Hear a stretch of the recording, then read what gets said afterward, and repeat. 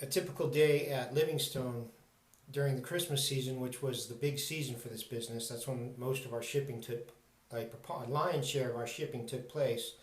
It was right before the Christmas season. Obviously, we needed to get the product out into the store shelves, and the sooner you get it out, the sooner they reorder for more Christmas sales.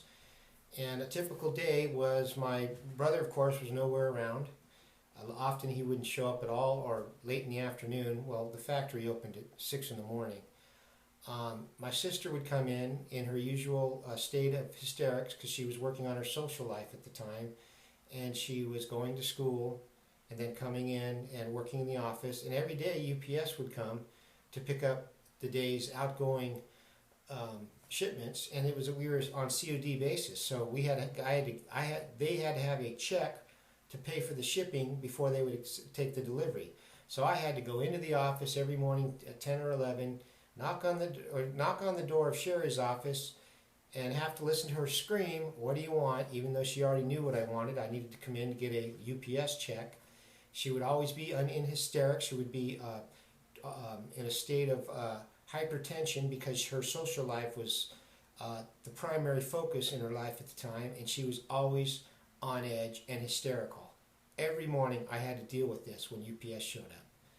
That's just one situation with Sherry, the one that got a check for for 20 years after I was run off. And the other problem was we had a manager named John, and I had hundreds of shipments on the factory floor waiting for a specific product here, a specific product there, and I couldn't get this manager to have our production line produce these products. They were producing other things that we didn't even need to fill these orders, and I could do nothing about it. I would have to go to him and beseech him to please get me these pieces produced so I could fill these orders. And he said, he said he'd write them down, and he would, in a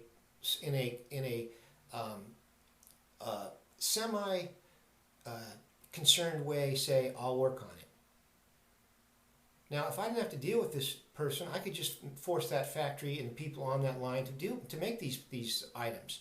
But this guy came up with a bonus system that was incentivizing these workers to produce product we didn't need. It was easier for them to produce because they'd make more money because they could produce more of them faster than the actual products we needed to fill the orders. And my brother was deliberately, and I still to this day do not understand why he was doing this. I think, again, he didn't care. He was trying to suppress me. He felt I was becoming a threat because all of his investors and people were starting to realize that I was the one that knew what he was doing, not Rick. And they had Snow Freight Lines to recall, and they knew he lost that business. So I was becoming a threat, and I wasn't even trying. I was just trying to take care of business. That was a typical day prior to Christmas. And of course, we ended up not getting tens of thousands of dollars in orders out we did not go out prior to Christmas because of this problem, which eventually manifested itself 20 years later when he had a $150 million operation and couldn't get the orders out prior to Christmas.